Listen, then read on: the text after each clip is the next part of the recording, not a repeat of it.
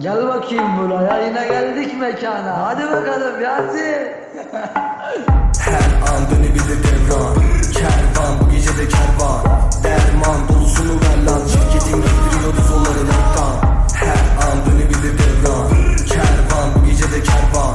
Derman dolusunu ver lan. Şirketin gittiriyoruz onları noktan. Sataşabilirim sana bu gece. Arıyorsa kaçma, sapıtıyor iyice. Yanaşabilirim hani yanına. Unuturum yolu, beni bırak hadi eline. Dolaşıyor şehri yedi makina. Sarılırken dikkat et canoların beline. Kapatıyorum suratımı kalita. Bir şekilde bulup hemen yapıyorlar yemete. Yine bir çözüme varamadık zaten. Evimiz kira, buna yetiyoruz ancak. Beni sal, önümü göremem birader. Ölüme alışamadım deniyorum hala.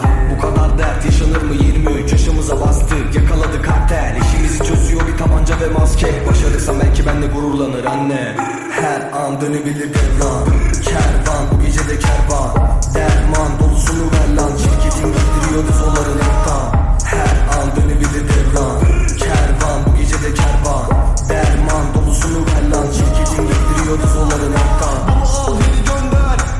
Kardeşim helikopter. Pat pat yap yere dedi amca. Mekanda kişi başı 4 karı anca rüyanda. Alkol bir yanda, kurusu elimde. Gümüş dişimde, altın cebimde. Üzerim ben seni, hemen sevinme. Soğuyorum mücadele olmadan işte. Varsa işte